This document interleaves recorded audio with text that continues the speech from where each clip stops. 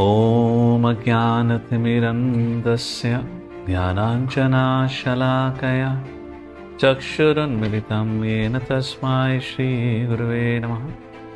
नमो विष्णुपादाय कृष्णपृष्ठाय भूतले श्रीमते भक्तिवेदान्तस्वामिनिति नामिने। नमस्ते सरस्वते देवे गौरवाणी प्रचारिणे निर्विशेषशून्यवादी पाश्चात्य देशतारिणे। जय श्री कृष्ण चैतन्य प्रभु नित्यानंद श्री अद्वैत गदाधर श्रीवासादि गौ भक्तवृंद। हरे कृष्णा कृष्णा कृष्णा हरे हरे, हरे Ram Ram Ram Hare Hare. So thank you once again for joining us back. We are on the 4th episode of Gita Essence series. We're going to start with the 4th chapter of Bhagavad Gita titled as Transcendental Knowledge. So let's start our discussion for today. Yesterday we had a discussion on the topic of art of smart work, or else we can call it as Karma Yoga. So in this 3rd chapter, there were 2 very important discussions. Let's take it from the slide deck.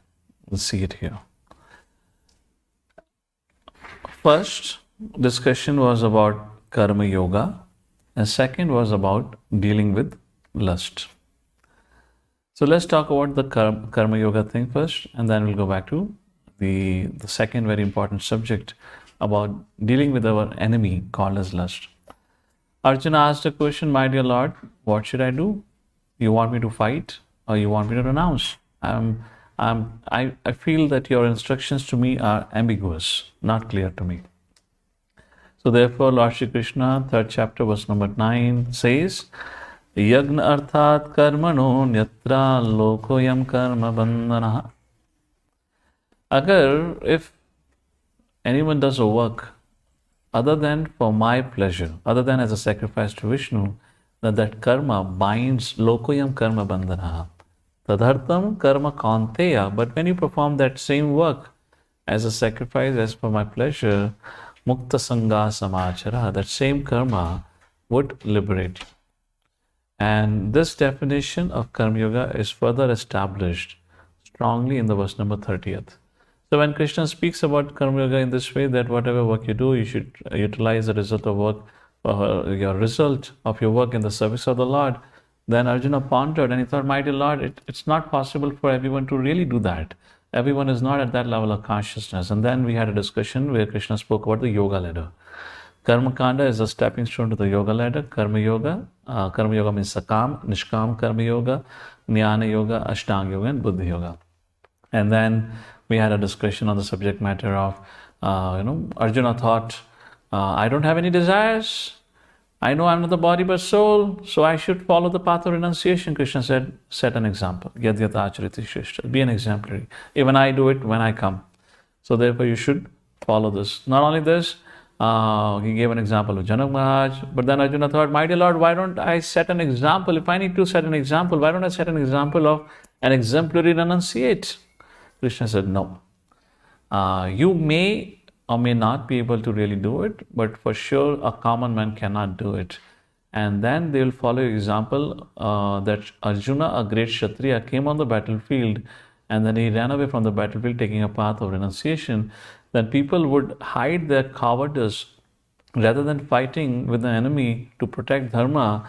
They will say, oh, being afraid of death. They will say, no, I'm not afraid of death. I want to become a renunciate. And they will, like this, apad dharma or, unwanted activities will happen like that. Lord Shri Krishna said, no. That was a discussion. And then Krishna said, what I want you to do. Please hear again. And then Lord Shri Krishna said the following verse, which means, what is actual definition of Karma Yoga? Krishna says, Mai sarvani karmani. Surrender all your works unto me. Mai sarvani karmani. Sannyas adhyatma chetasaha. with full knowledge of me, what you do, nirashir nirmamo bhutva. Yudhyasva vigata jaraha. Nirashir, without attachment, nirmamo. Nirashir means without desires, nirmamo, without attachment to the result. Vigata jvara, giving up lethargy and laziness. Arjuna, fight. That's what Krishna said. Fight for my sake. Fight as I instruct you.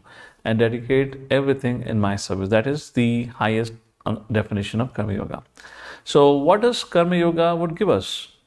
Karma Yoga, the practice of Karma Yoga gives Jnana Yoga or Divya Gyan, not Jnana Yoga, gives Divya Gyan, which means transcendental knowledge, which is a subject matter of 4th chapter also, which elevates one from Sakama Karma Yoga to Nishkama Karma Yoga, strengthens our intelligence to overcome lusty desire, and also frees us from the lower modes of consciousness, Rajaguna and Tamaguna, establishes in us in Sattvaguna.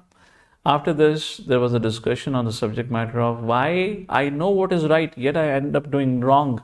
Although I don't want to do wrong, I am forced to do something wrong. Krishna said it's because of lust. So that was the last discussion where Lord Shri Krishna defined lust to be a nitya varina, eternal enemy, dushparena nalena cha, never satisfied.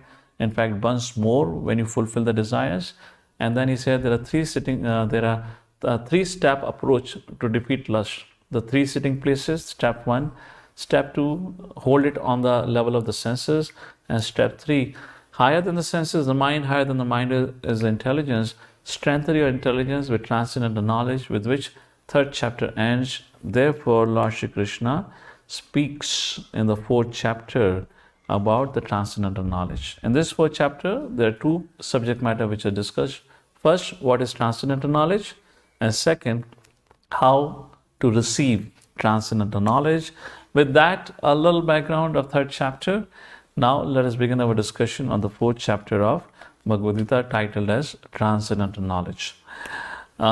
Just like for previous chapters, we had an acronym to make it simpler for our study. We'll do the same thing. The acronym for this chapter is PAST, where P stands for Position of Lord Shri Krishna. A very, very interesting discussion. When I read Bhagavad Gita for the first time, I was a student in America. I was pursuing my master's in electronics and communication engineering from Ohio State University. And that's the time I had got a copy of Bhagavad Gita. Although I wanted to read it for a long time. So I was in India all this while. I never got a copy of Bhagavad Gita. The moment I reached America for my higher studies, within 3 days, I got a copy of Bhagavad Gita. Interesting, huh? It's still an amazing, when I get to reflect on it. Nonetheless, so I started reading it. When I first read it, I didn't read the purport, I read the translations. When I first read the translation, the only thing that struck me and the only thing which really entertained me, sorry, I'm speaking a little about myself just to make a point, is I always had a lot of taste for history. I would read a lot of history books. And in this chapter 4, verse number 1, Lord Shri Krishna describes the history of Bhagavad Gita. So after reading whole of 700 verses, the only thing that I remembered was this, the Lord Shri Krishna, when and how Lord Shri Krishna gave the knowledge of Bhagavad Gita. Way before he gave it to Arjuna like that. So that is a discussion, a very, very interesting discussion which is here on the subject matter of origin of Bhagavad Gita.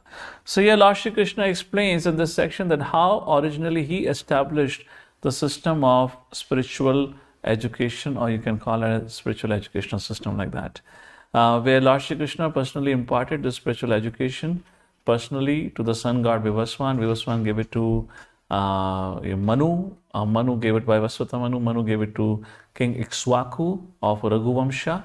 The solar dynasty in which later on Lord Ram had appeared like that. And like that, through this parampara, disciplic succession of teacher and student relationship, through that, this knowledge had continued for generations, years and millenniums like this. However, Lord Shri Krishna says in 2nd chapter, however, yoga nashta parantarpa, which means over a period of time, this knowledge got destroyed or got lost.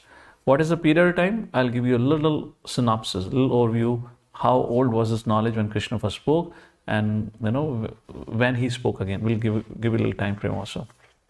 So yoga nashta, this knowledge of yoga got destroyed. Nashta means nashuna. So what does it mean in that sense is they were speculators, mundane interpreters who began to comment on what Lord Shri Krishna had spoken to the sun god. They began to draw their own interpretations. And like that, the actual objective of the message of Bhagavad Gita is to understand who am I, who is Krishna, and what is the relationship between the Lord and the Jiva. That was forgotten. So therefore, Lord Shri Krishna, 5,000 years ago, once again gave this subject matter. In essence, the synopsis of this section, which is a very, very important discussion, we're going to just touch upon in a summary form, where the spiritual knowledge can only be received through a bona fide parampara. I'll speak more about it in a short while like that.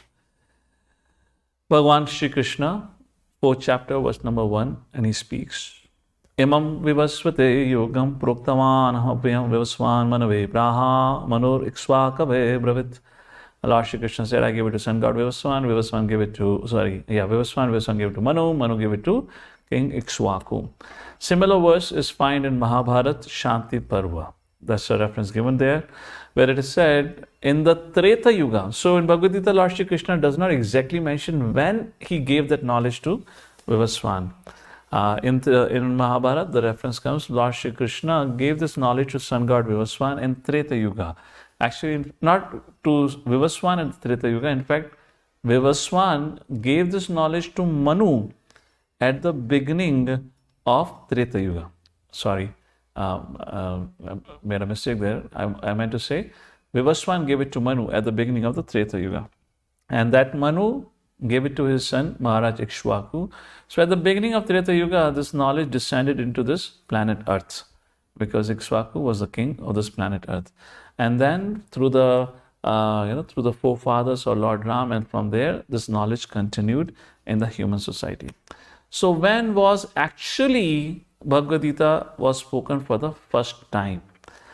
So we have this is around 5,000 years in the Kali Yuga. Let's do a quick calculation. The duration of Dwapara Yuga is 8 lakh years, which means 800,000 years. Duration of Treta Yuga is 1.2 million years. 1.2 million years, 0.8 million years makes 2 million years, 2 million years, plus 5,000 years, which means 20 lakh 5,000 years ago, Lord Shri Krishna had given this knowledge. Not Lord Shri Krishna, this knowledge descended into the planet Earth like that. That's a description here, which we have done here briefly. This knowledge of Bhagavad Gita is not a speculative treaty. Is not a mythology, which unfortunately the foolish speculators, the mundane wranglers, they speak about that how Vedic scriptures are all mythology. No, we have given you the actual age of it also. When was it spoken? All many other evidences there, which we are not discussing right now here. If any one of you interested to know how Vedas are not mythology, or what are the evidences against to prove that it is a science, it's a fact, then we have a dedicated session. It's already recorded up on YouTube. We can share the link, those of you interested.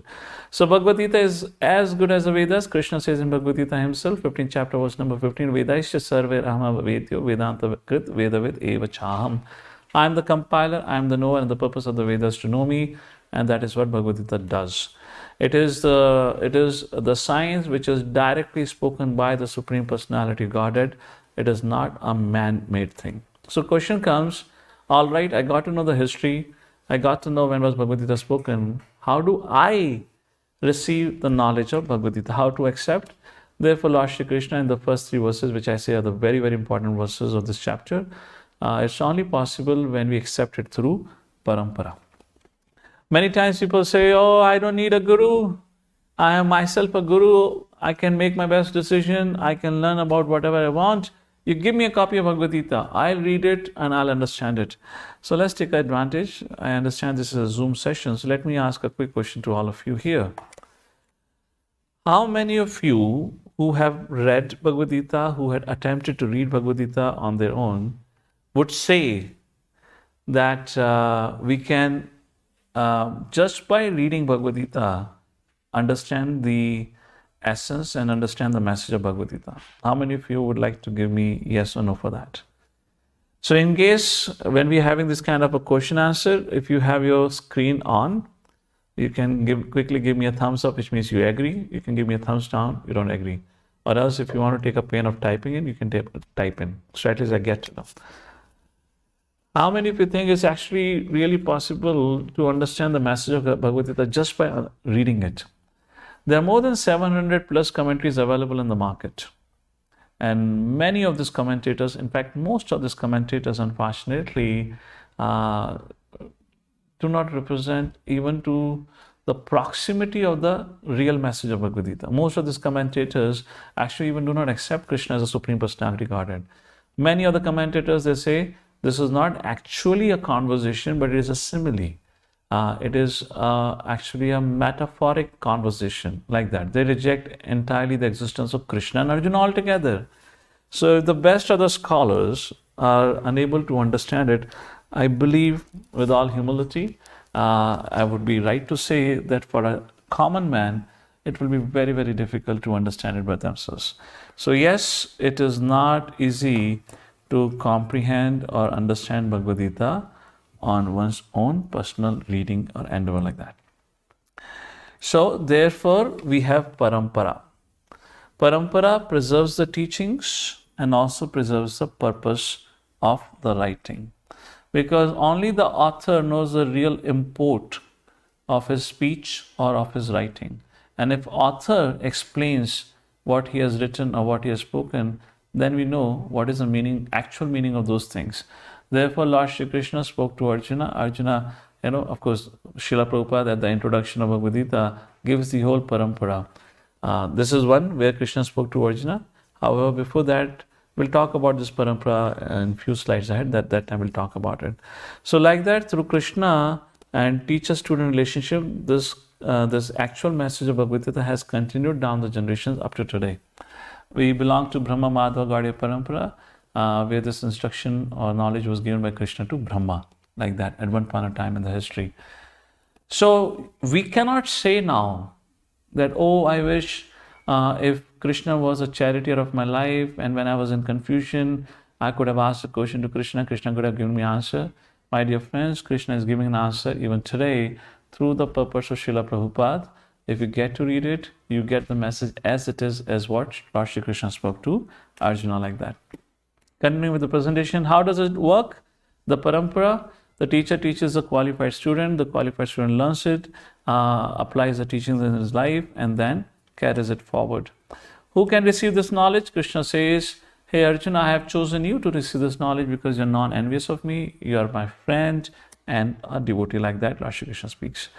Now look in the marketplace. There are hundreds and hundreds of commentaries, and hardly any of them acknowledge even the original author of Bhagavad Gita. Most of these authors are conveying their own perverted opinions or misunderstood message of Bhagavad Gita through their writings. And generally, most of the spiritual gurus use Bhagavad Gita for building up their own goodwill, among the masses, like that. And as a result of it, despite having hundreds of commentaries all available for all this time, hardly any reader have got affected or have got transformed.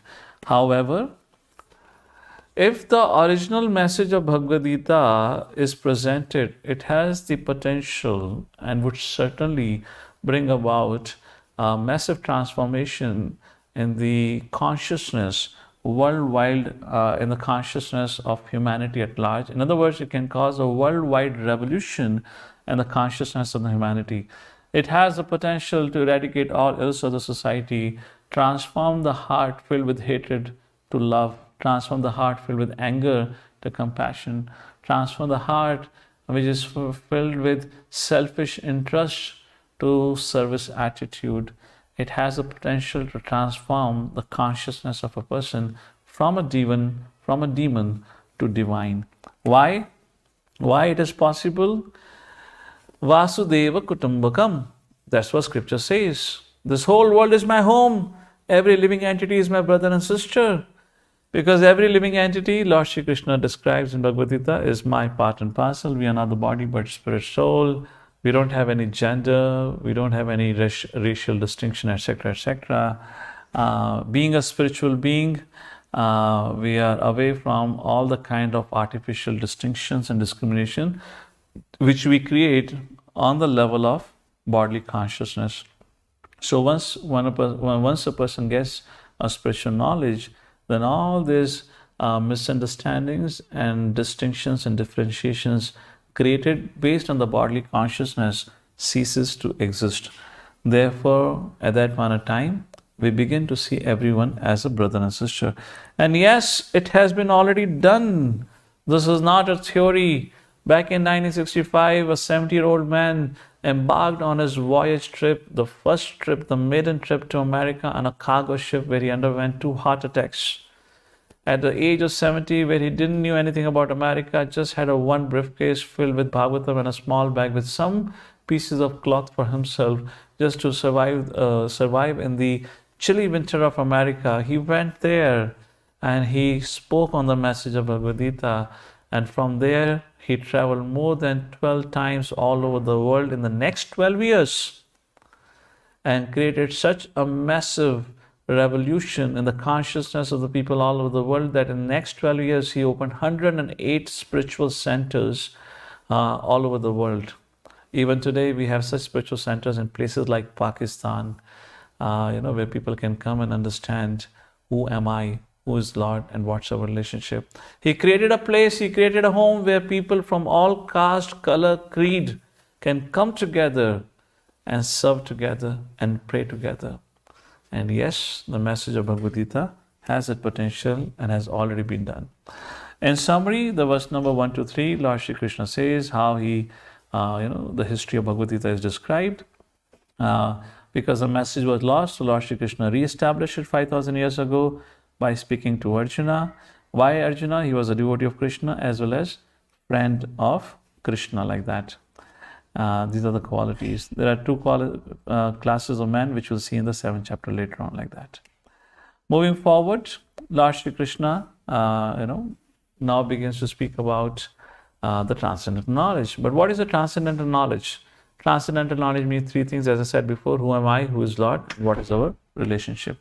So that is the discussion that we'll see now from verse number 5 to verse number 10, where Lord Shri Krishna will talk about Ishwar, which means he, versus Jiva, his activities and his purpose of descent and the result of understanding about him.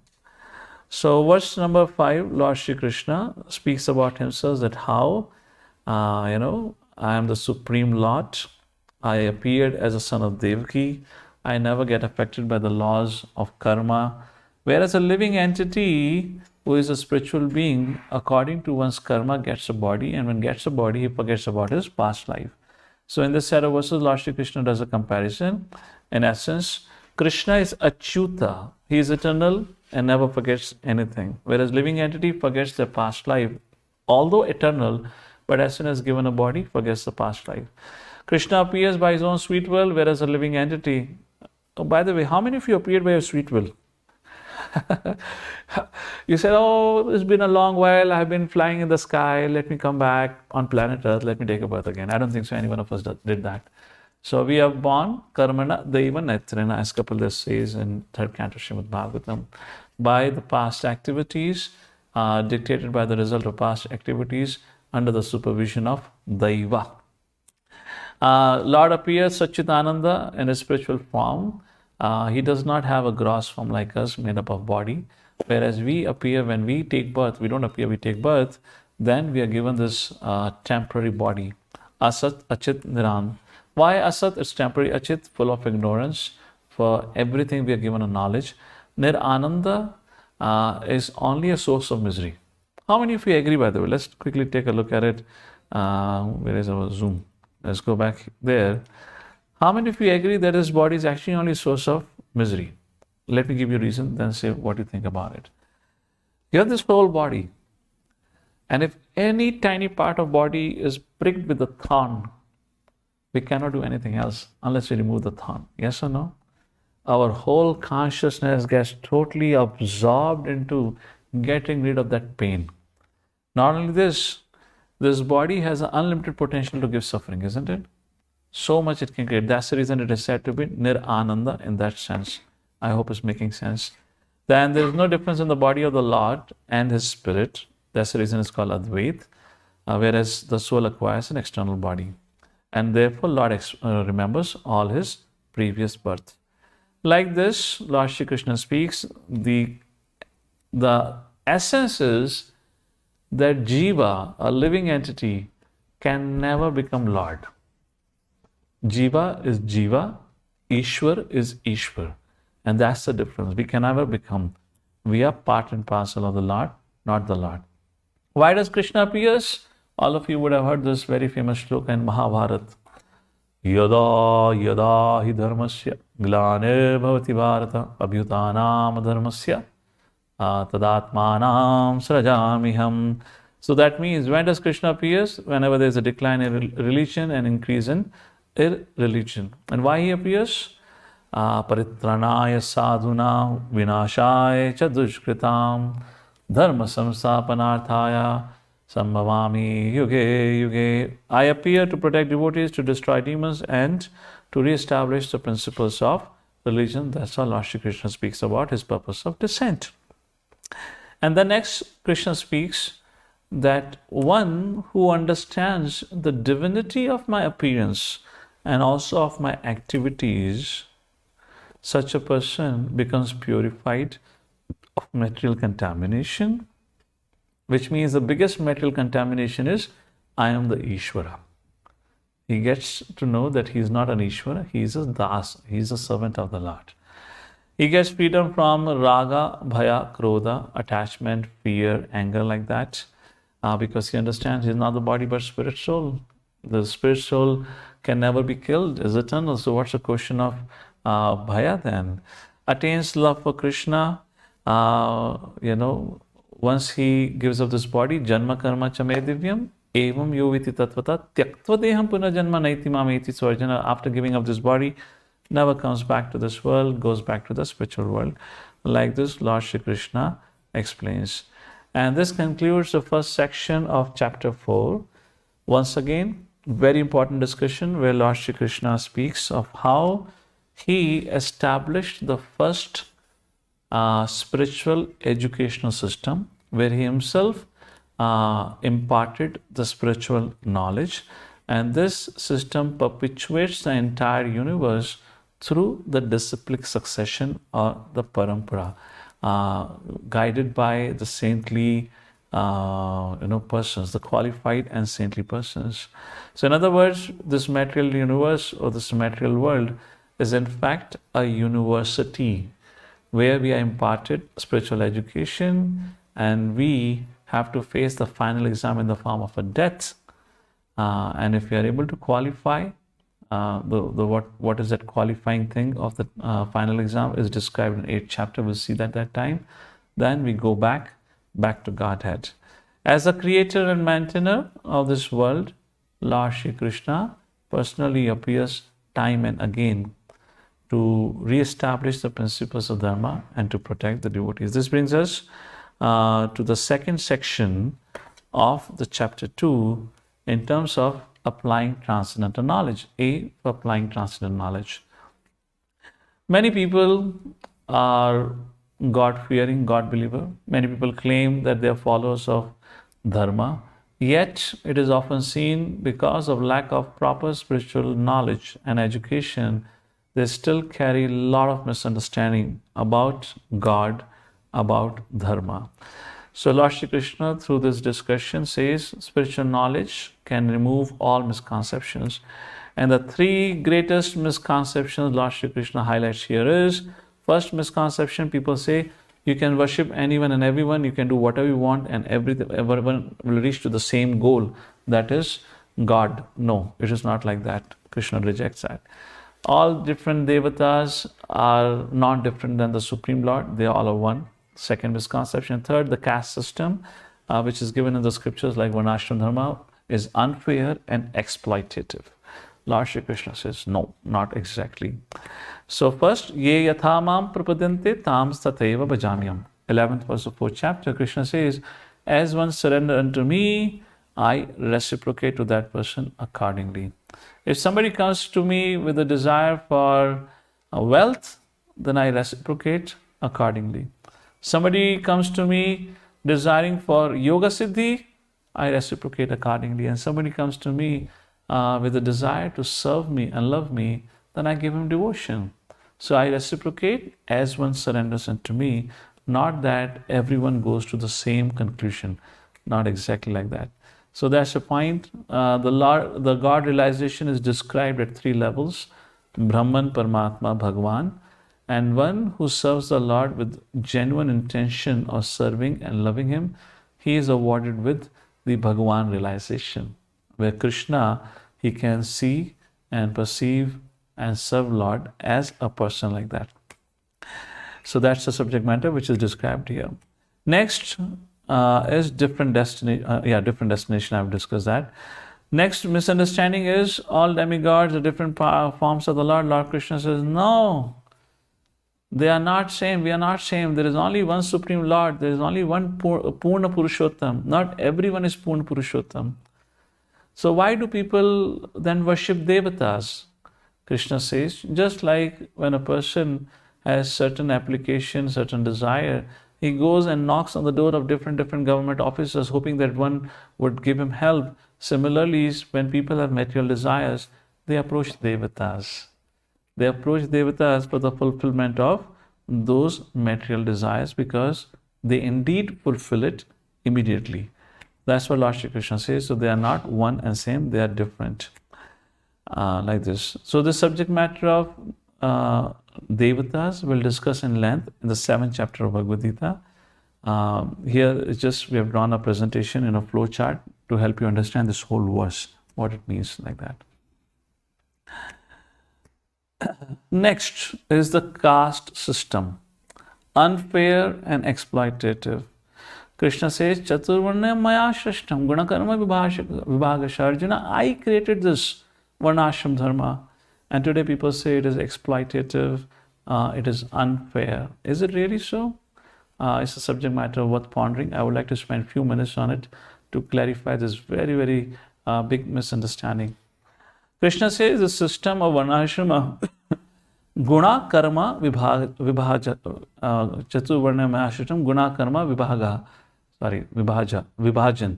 So the vibhajan, the division of the society is done according to one's guna and karma, not by birth. Which means if somebody has an inclination and propensity to be a Brahmana or Brahminical inclination, then he is called as Brahmana. Somebody has inclination or propensity of a Vaishya, he is called as a Vaishya. When and how the system became exploitative and unfair, when the higher classes, Brahmanas and Kshatriyas particularly, they started claiming that by birth you are called as Brahmana, Kshatriya, Vaishya, Shudra. If it means if a child has taken birth to a Brahmana, regardless if he has a Shudra attributes and qualities, that person would demand the respect of a Brahmana. Despite of his sinful actions he might do as a Shudra, then he would demand the respect of a Brahmana. And that's where the exploitation began. But that's not the fact. What is the logic about it? Think about it. If a child is born to a house of a heart surgeon, does it mean the child is also a heart surgeon? Would any patient go to the child to say, because you're son of a doctor, which means you must be a doctor? No. According to the qualification, one becomes something. So therefore, this whole thing happened because of certain exploitative leaders who, like Duryodhana, who wanted to exploit the society. Because somebody exploited the society does not mean the system is wrong. For example, you live in any community where one couple gets divorced. Now, because somebody got divorced, would you blame the whole marriage institution to be unfair and exploitative? If somebody had a challenge in their marriage life, it does not mean that all couples would have to undergo the same consequences. So that's the point. At one point in time, it became exploitative, but does not mean the system is exploitative. But, however, take a look at it. What is the alternative division of society which we have today? Today, we don't have one ashrama, unfortunately. But how does the division of society happen today? Division of society happens in terms of social status. Rich class, middle class, poor class. Rich class exploits middle class, middle class exploits poor class. So if you see, this is the whole culture of exploitation. Everyone is busy and exploiting each other. Then the other division of society is based on your faith. Do you identify as Christian, Muslim, Hindu, Sikh, Jainism, Buddhism, whatnot? And then based on your identification with any of these faith-based religions, then what happens? Then there is a conflict that goes on. And as a result of it, what is the situation in the world today? Because of exploitation of the society, there is a high unemployment rate. There are so much divorces because of lack of culture today. There are so much suicides which are happening, because of faith-based division of society. There is a terrorism. There's a constant war between one set of people of faith with another set of people, and the whole society is in a chaos because of this. So think about it. We may not have the rulers or the leaders today who can establish Varnashram Dharma properly, but it is not the problem with the system. It is a problem with the people who are implementing the system. Moving forward, the next discussion after this, this describes about Varnashram Dharma. So knowledge removes all misconceptions. So while spiritual knowledge certainly removes misconceptions, but spiritual knowledge also has a potential to clear off our karmic debt or bank balance, either way you want to call it. Therefore, Lord Shri Krishna in verse number 16 to 24 now speaks about karma. And he says there are three kinds of karma: karma, vikarma, akarma. So let's see in the categories of for whom it is performed, what's the attitude of the performer and the result. Let's begin with vikarma first. Vikarma is an action which is performed with the spirit of enjoyment. What is the attitude? It is against Vedic injunctions, where a person violates or breaks the principles of dharma, like meat eating, intoxication, gambling, illicit sex. These are said to be four pillars, violators of four pillars of dharma, like that. And the result is sinful reaction. Vikarma means sinful action leading to sinful reactions. What is karma? Again, performing action with the desire to enjoy the results.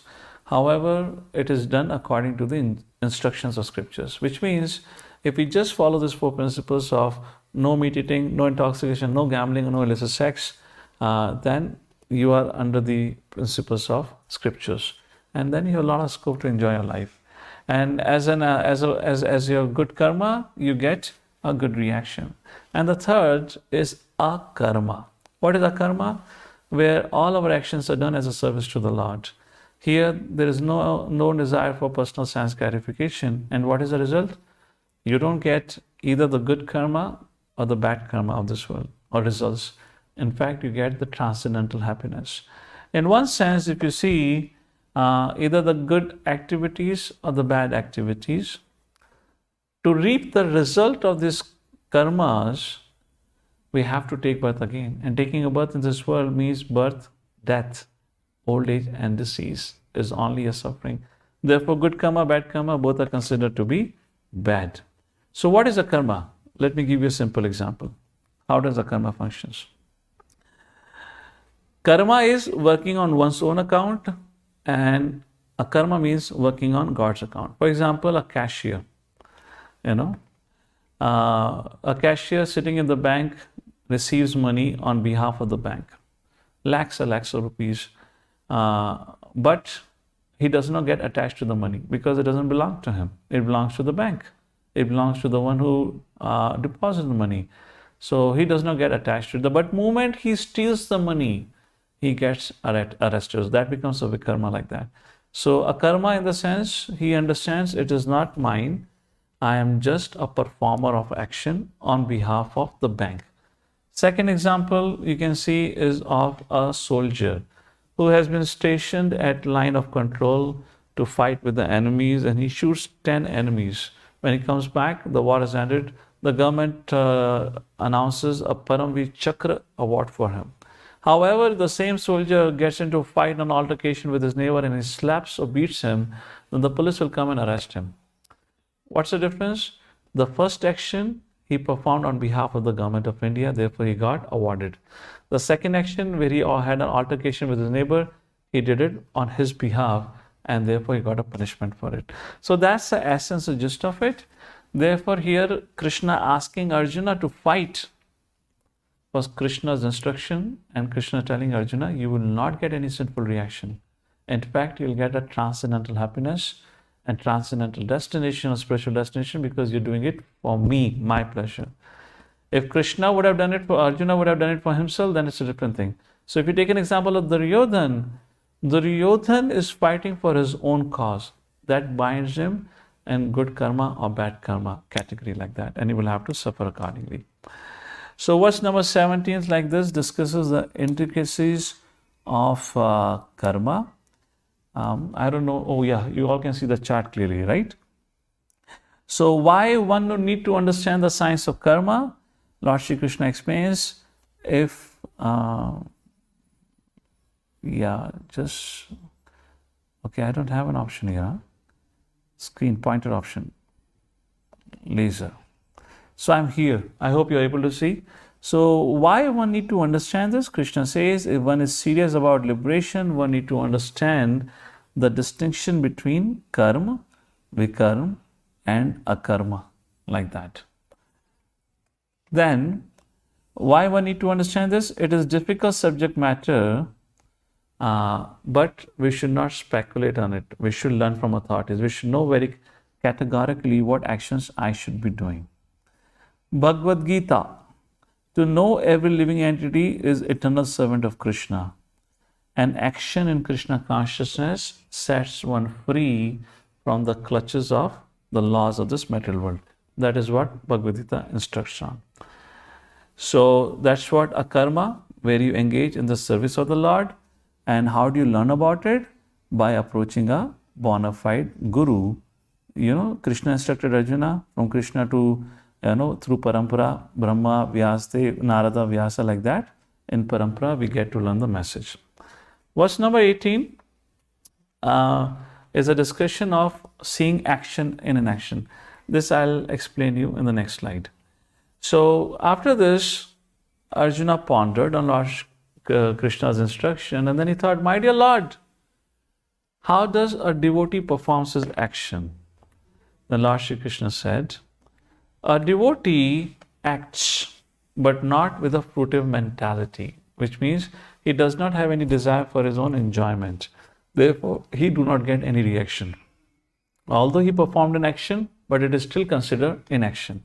Whereas for a pretender who might have taken a path of renunciation, he does not perform action, but is attached, to the spirit of enjoyment. And as a result, in his inaction, he gets a reaction. That's the point. He does not perform an action, but yet he gets a reaction for it.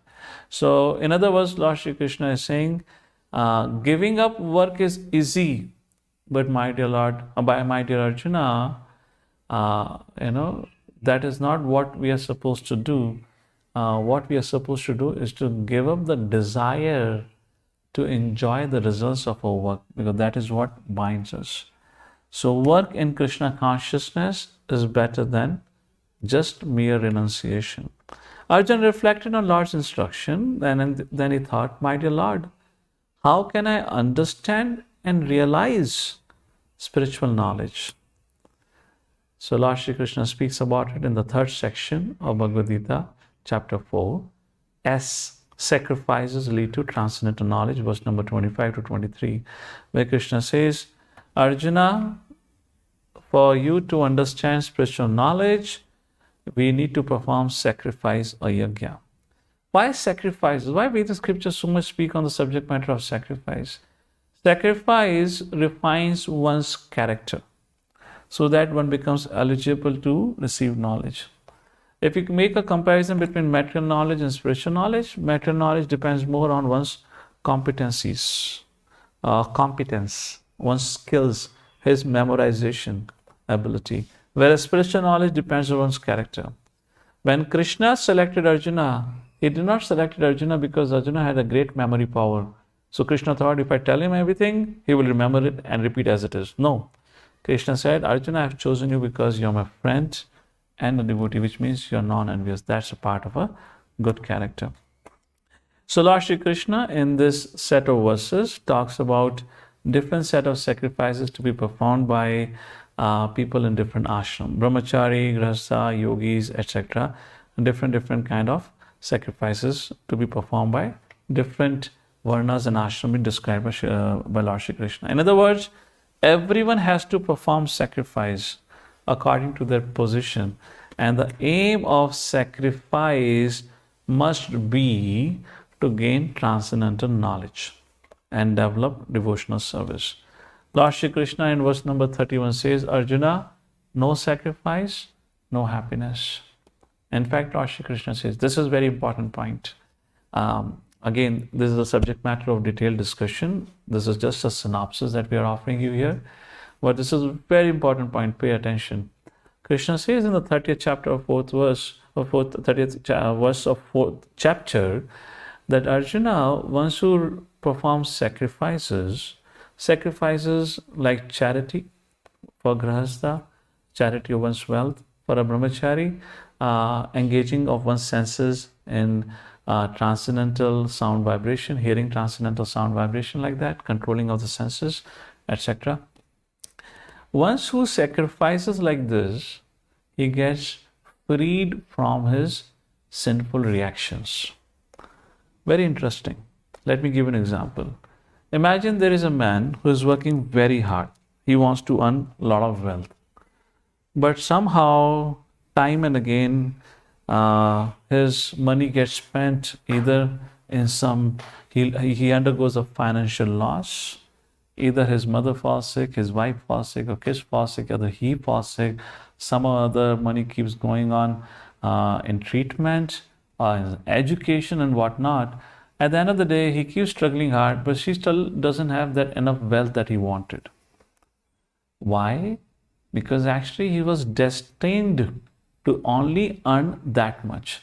But because he had put extra endeavor to acquire more wealth, he did got more wealth. But that more wealth also went away from his hand through receiving a sinful reaction. So which means he had earned this much, but he was only supposed to have this much. So this much anyways went away in paying some different kind of bills, health issues and whatnot.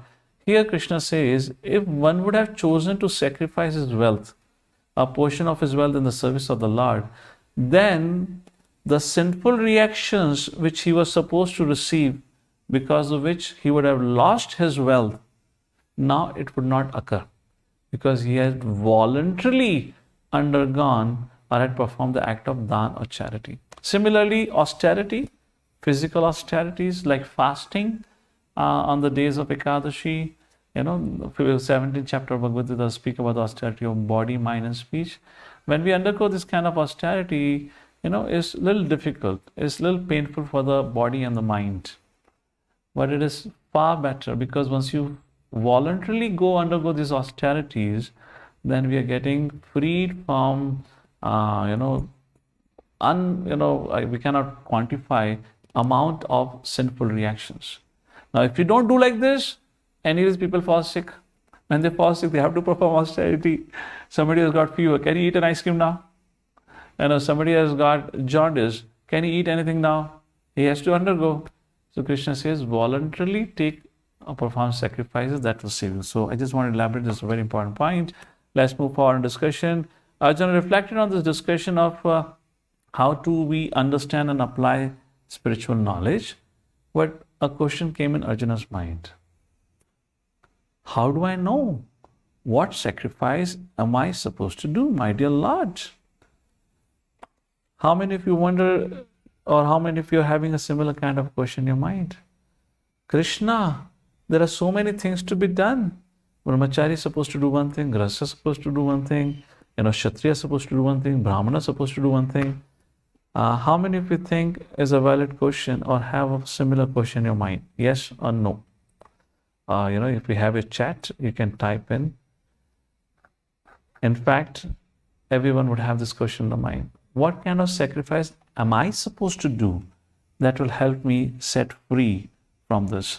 And that brings us to the last discussion of or the section of chapter 4, where T stands for process of transcendental knowledge, where Krishna says, my dear Arjuna, one of the biggest sacrifices is the sacrifice of giving up one's pride.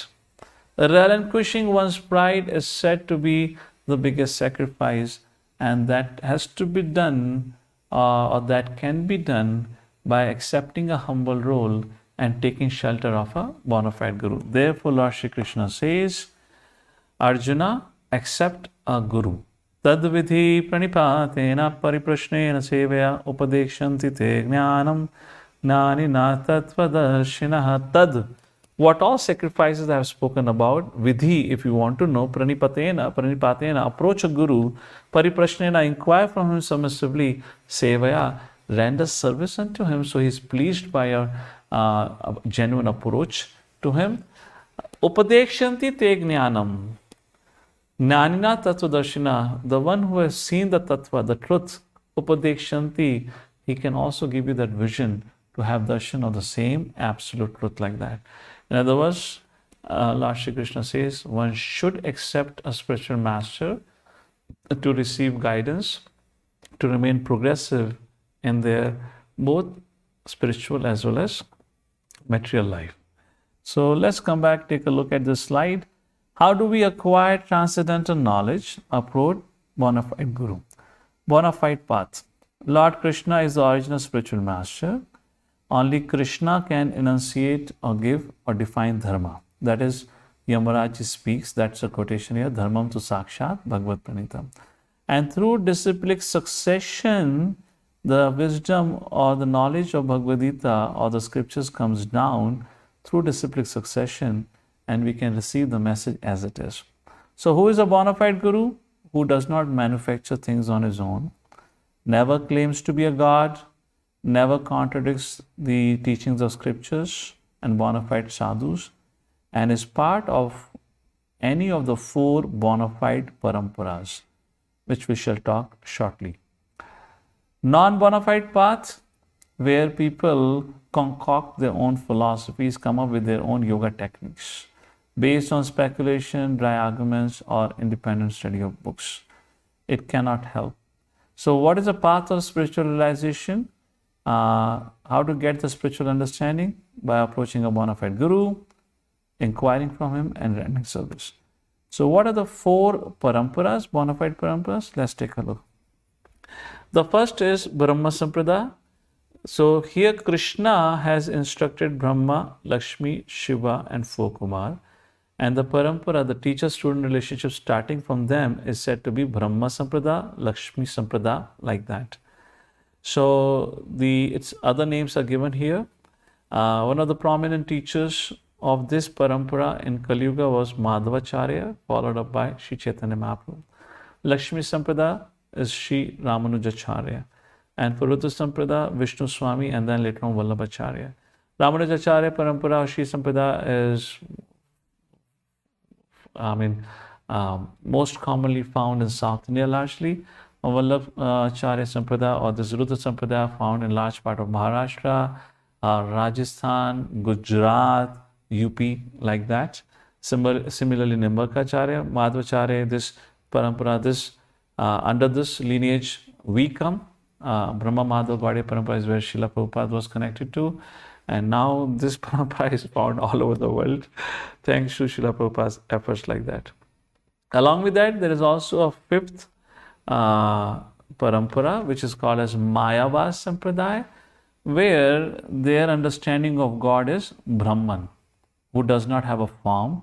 And this was established by Shankaracharya, who says, you are God, I am God, we all are God, because after death we merge into Brahman. That's the nature. So God, in other words, does not exist according to their understanding. So, coming to the conclusion of our discussion on this very important chapter 4, Transcendental Knowledge. So, what are the glories of transcendental knowledge received from Guru? Krishna says, ones who have received a bona fide knowledge from bona fide Guru will not fall down, which means will not get distracted. Second, can cross over. Hare Krishna. Pointer option, automatic. Just 1 second.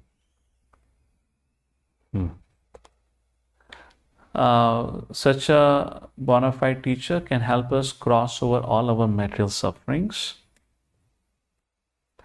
destroy our sinful reactions, and devotional service, gives and awards us devotional service. But who cannot receive this? Krishna says, who can receive it first of all? Who can receive this? One who is faithful, who is dedicated to the teachings of the scriptures and who learns to control his senses. Who cannot? Who is doubtful, who doubts the revealed scriptures and who is too attached to sense gratification. Therefore, they cannot understand transcendental knowledge. Or the people who do selective hearing. They put faith in some part of Bhagavad Gita or scriptures and other parts they reject, saying that no, it doesn't make sense to us. So what is a symptom of a success? One who has received transcendental knowledge and has attained the fruit of transcendental knowledge. First, such a person will not have any desires for selfish or for personal gratification. All his doubts are removed about life, both material and spiritual life, and now he knows very firmly that I am an eternal part and parcel of the Lord, and Krishna or the Lord is the Supreme Personality of Godhead. Finally, this chapter concludes where Lord Shri Krishna in the 42nd verse of the 4th chapter says, therefore, Arjuna, armed with this knowledge of yoga, Divya Gyan, get up and fight. Whatever doubts have arisen in your heart, now smash them with the weapon of knowledge and fight. In other words, looks like Bhagavad Gita should end now. Krishna is concluding. However, Arjuna was not yet convinced. Arjuna had a doubt. And it's a very, very important thing we all have to remember. In a teacher-student relationship, particularly on spiritual life, spiritual path, spiritual journey, we should never ever keep our doubts with oneself. If there is a doubt, we should always clarify. Lord Shri Krishna has spoken the whole of Bhagavad Gita. It's the end of the 18th chapter, and then Krishna said, Arjuna, if you have not understood anything, I am willing to repeat the whole message of Bhagavad Gita. So it's my request, if any doubts that arise in our mind, we should always clarify, because otherwise these doubts can really destroy the seed of bhakti. And there's no question of keeping any doubts. That's the point. That's one of the lessons that we can learn. With this, we come to the conclusion of chapter 4. We thank you all for your kind attention. However, before we conclude, I would like to ask questions today from all of you. Is that okay? As they say in English, tit for tat. You asked me too many questions yesterday. So I thought, why don't I ask questions to you? And the purpose is simple, just want to see how much you have understood. So if it's okay, our participants and comfortable, if they can switch on their cameras, and if you wish to give an answer, then you can raise your hand. And here we go with the very first question. And the question is simple. Imagine a child asks you, or a friend of yours asks you, there are so many self-appointed teachers of Bhagavad Gita. How do I know who is the most authorized proponent of the teachings of Lord Krishna? Okay, we have Shubha Shri ji. Please unmute yourself. Yeah, I think, Hariram Prabhuji. Yes. I think a self-realized person would be apt for giving that knowledge. But how do we know who is a self-realized person? Is the question in the first place. We have discussed this in the 4th chapter. And these are one of the important aspects. How do we know somebody is our genuine teacher? All right. Who has transformed that knowledge and who has completely gone through it. Okay. And the builds a trust in the disciple. There's a bonding between the disciple and the guru. If that trust is established, then we feel that he's a complete person to I mean, there could be a con man who could be very expert in speaking. Even a con man can build a trust.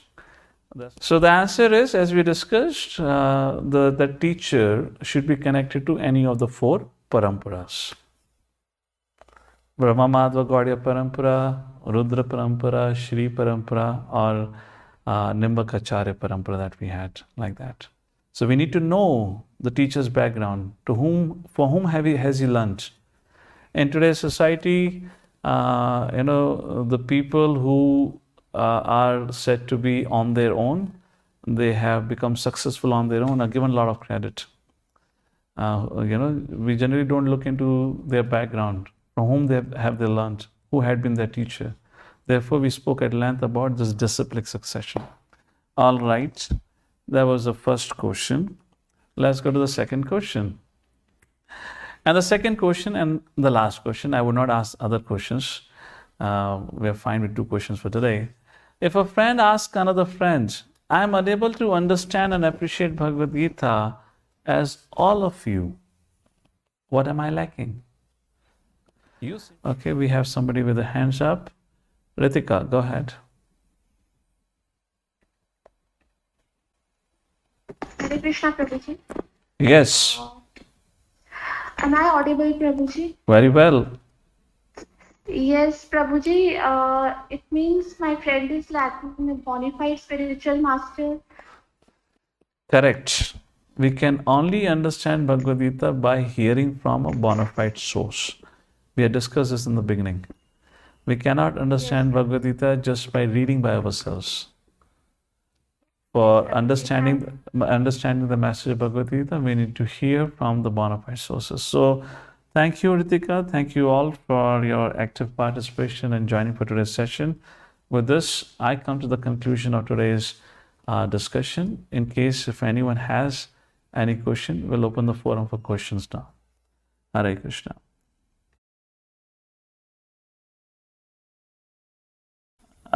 Please go ahead. What's your question? Hare Krishna, Prabhuji. Prabhuji, I want to find out, Krishna is a Jagat Guru, na Prabhuji. Can you hear my voice clearly? Yes.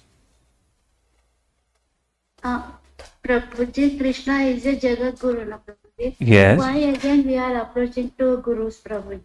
It is necessary to in human being, and one more thing, every human being take a diksha in a bona fide guru. It is must, Prabhuji. Can you please explain to me that one? Thank you. Very, very important question.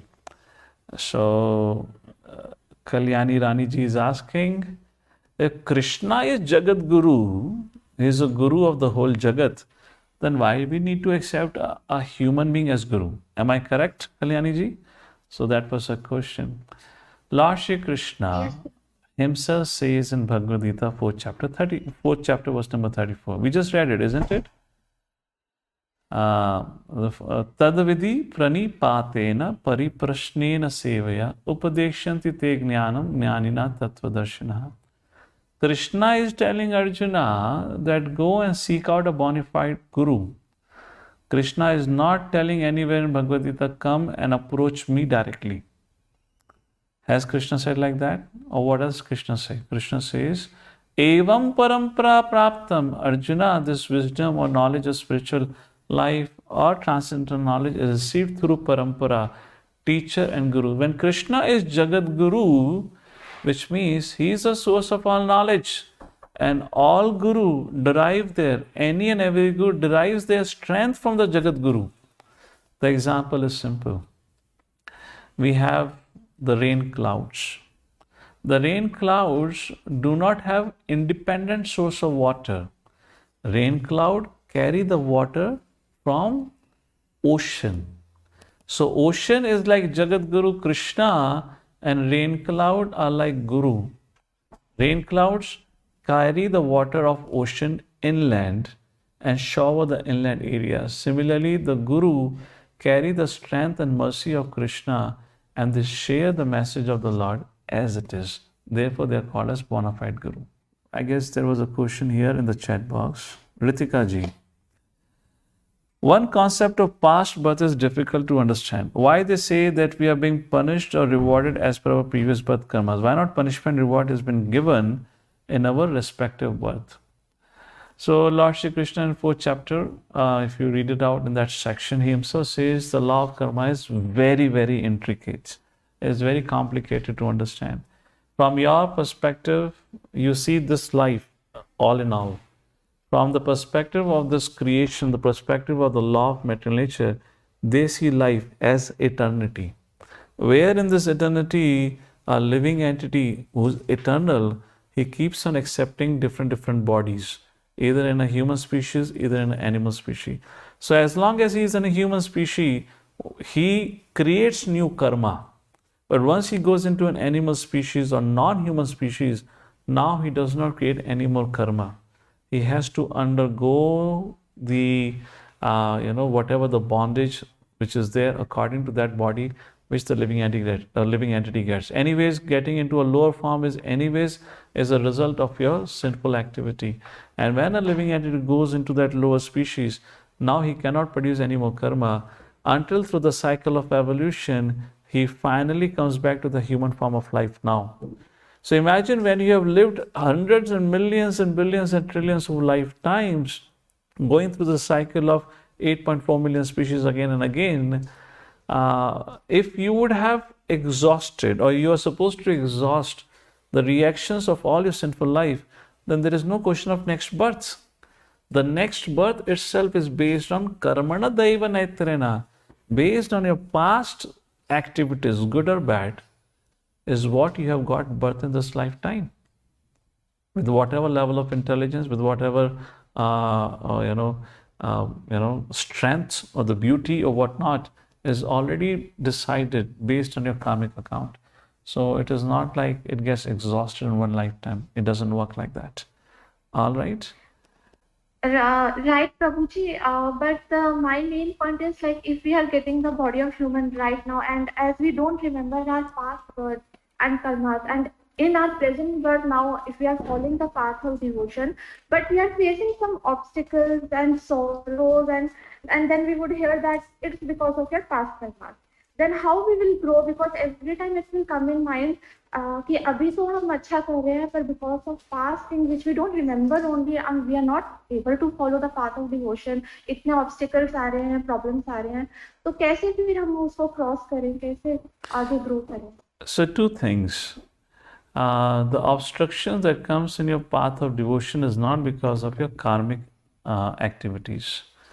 The obstacles that we may be facing in path of devotion in general is not because of karmic activity. Even if they are, when a person takes diksha, all those obstacles are removed at the time of diksha. Therefore, diksha is considered very important. So after taking diksha, all the obstacles on the devotional life are taken away, which could be as a result of past karmic activities. First thing. Second thing, scriptures very clearly says when one takes to the path of bhakti yoga, that has the power to burn all the reactions of past sinful activities. Now, I don't know for how long you have been practicing. It do take a time, because again, look at on the scale of eternity, how many lifetimes we have lived, what all we have done to really get rid of all of our past sinful reactions. It would take some time. It's not an overnight thing. But once we have taken to the path of bhakti, already our mountains and heaps of sinful reactions are getting over. They're getting burnt over. However, while doing that, you have to remember consciously not to commit or create any more sinful, not to engage in any sinful activities now, which will further create sinful reactions. So as part of some obstacles that are coming in your path of bhakti, even Draupadi had to face challenges. Even Yudhishthira Maharaj had to face challenge. So when Yudhishthira Maharaj went to Bhishma Pitama told, hey Pandavas, you had faced so many challenges in your life. Not because of your past sinful reactions. You don't have any sinful reactions. You are eternal associates of the Lord. The only reason you face those because that was the desire of the Lord. So just like if you're a student, before the final exam, there are unit tests. And the purpose of the unit test is to prepare you, alert you, is to warn you that you have a final exam coming and better prepare nicely, otherwise you'll flunk. Even in unit test you fail, you still move on in your education, but in final exam you fail, then you'll have to face, you have to repeat the year. Therefore, before we face the final exam, which Lord Shri Krishna will describe in the 8th chapter, that is death, certain difficulties are given in a way just to see how much our consciousness have evolved. When we are in difficulty, can we take shelter of Krishna? Because death is the most painful experience that any one of us can ever undergo. And in those times of difficulty, can we remember Lord? So therefore this unit test comes. Okay, so I don't see any more questions here. So thank you all for joining in. We'll close for today. And hopefully we'll see you tomorrow for the 5th chapter. Another very interesting discussion where Arjuna is going to again ask a question once more. Srila Prabhupada ki Jai. And thank you for your kind attention once more.